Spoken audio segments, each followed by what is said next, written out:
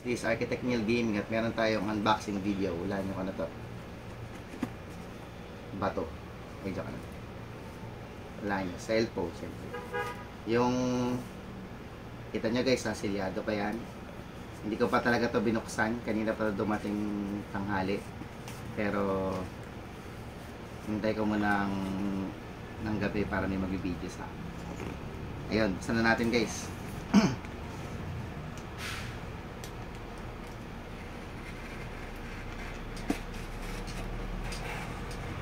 Tignan natin kung bato-bato o cellphone. Kailangan madadaanan talaga yung yung Lazada seal.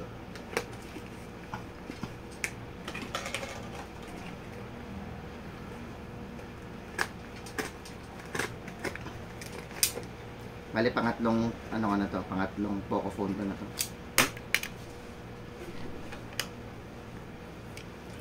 Buhay pa guys. Kasi ikutin eh. Yan.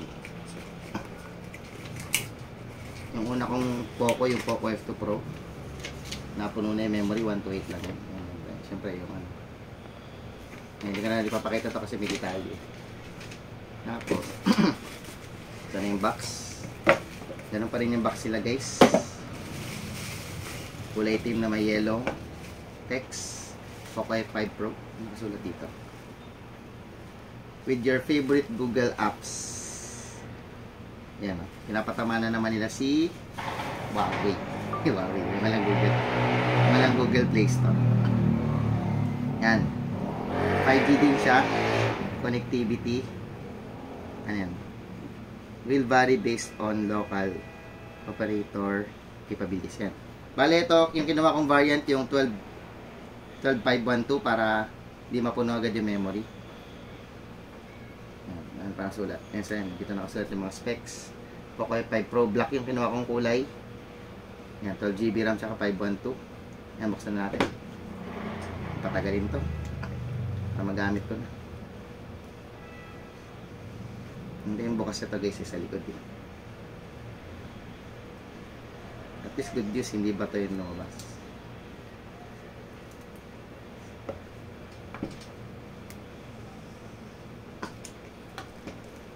Ganito ako magbukas ng Poco lagi. Para pwede mo pang i-cover ulit.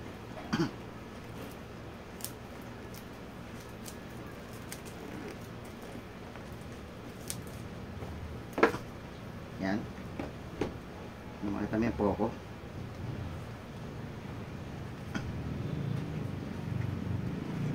Yan, pagkabukas mo ng box, makita mo na agad yung cellphone. Nakalagay yung yan, flagship Snapdragon 8 Plus Gen 1 processor. Ito yung dahil lang ba't ito kinuha kasi syempre gamer tayo. Kailangan natin ng mabilis chips at pwede tayo mag-lag sa ML. Pero hindi lang ML kasi hindi naman sobrang bigat eh. Pag gusto maglaro ng Genshin Impact o kaya yung kahit yung Firelight pwede rin to eh. Pero mag-iinit nga lang yung phone mo raw. Yan, advanced 4nm processor. Tapos yun pen. WQHD 120Hz AMOLED yan. AMOLED display. Meron siyang 30 watts wireless charging pero wala naman tayong charger. Kailangan pabilihin yan. Maganda rin dito, meron siyang 67 watts wired turbo charging. So sobrang bilis nun. With 5160 mAh battery.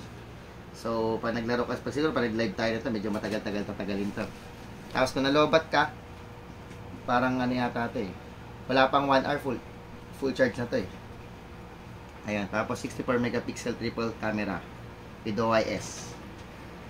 Tapos meron siyang ultra wide and macro lenses. Yung maganda dito, syempre alam niyo na, minsan nagbablog tayo, di ba? Pwede to mag-record up to 8K video eh. Pero medyo mabigat yun pagka sinave mo. Pero kaya nga tayo may 512GB kinuha natin.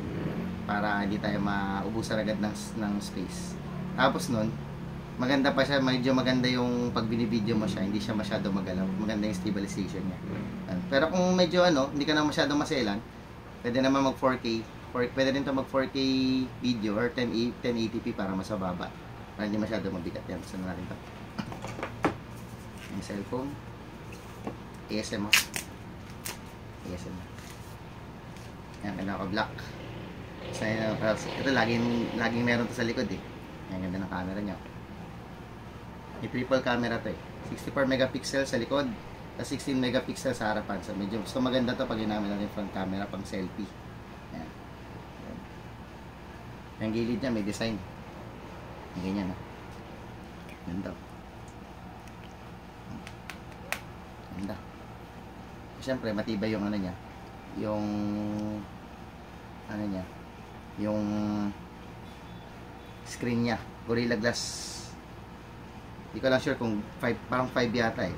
Or Victus. Pero yung ano, meron siyang libreng ano na, may naka-pre-installed na screen protector. Pero papakabitan pa natin ng tempered glass para sure. Ay, buksan na natin itong ano muna. Nandito pa. Ano ba nasa loob nito?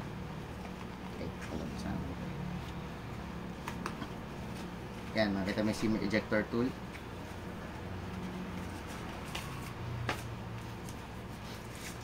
Yan, jelly case na libre. Yan, bibilan natin ito ng mas magandang jelly case. Yan, jelly case. Sip-silin. Tapos, yan na. Bali yung ano, yan, meron siyang, ito yung USB Type-C cable. Ito yung SIM card, speaker. Alam ko dual speaker to yan. Tapos, yan, volume and power up buttons. Check mo natin lang sa box. Ito na yung 67 watts fast charging nya. Fast charger. Para magawa. Siyempre kailangan kung fast charger ka, kailangan fast charger din yung gamit mo. Kung fast charging yung cellphone mo, that fast charger din. 67 watts. Yan, dito nyo. Pero parang ganito rin eh. Yung problema lang talaga sa mga Poco, ganito yung saksakan nila. Dapat pag sa Pilipinas, meron sila yung parang ano, yung pang normal na saksakan na para hanap ka pa ng ganitong klaseng saksakan o bibili ka pa ng adapter. Yun lang talaga yung comment ko dito. Ayun, yan, buksan na natin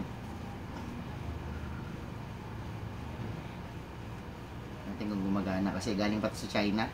Nagantay ako ng, in-order ko to ng 11 mga 11 ano to eh, 11:13 kasi ano eh, nagantay ako ng ano, yung pinakamamurang voucher. Ang talagang price talaga nito, yung unang release na to, 6 months ago, nasa 30,000, tapos may early bird price na 27,000. So, yung sa 5, ganitong variant na, yung 12,512. Pero ito, yung nakuha ko to, yung initial price niya sa 21 something sa Lazada. Tapos, nagamitan pa ng voucher. Kaya umabot ng 99. So, nakuha ko lang to ng 20,000. So, medyo sulit na. Isip niya, 512 na. Pero sayang, mas makuha ko pa sana to ng 19,200 eh, kung ano, kung napaaga lang yung pagpindot ng address ko. Yan, sold out. Ayun. Yan, UI 14. Yan, English. Ano ba ito English? Next. Hindi, Philippines. Yan, may Google version. Yung sa lang kapat na ng ano, ng Swifty. Yan. Yan, nagustuhan ko rin to kasi syempre nagbablog din tayo kaya maganda rin yung camera dapat para pag sa alam mo na mga mukbang legends natin content, mga kung ano ng content natin guys. Sige guys, gagamitin natin to sa live, isalaman natin to ng mga games, mga ano natin, mga games natin, tsaka mga lagyan natin yung mga Google natin para makakapag-download tayo ng apps. Yan, sige. Sa mga ano, for more content, random content, mga vlogs, random vlogs, keep on supporting Arcville Gaming, and hope you like my unboxing video. Thanks for watching. Bye bye.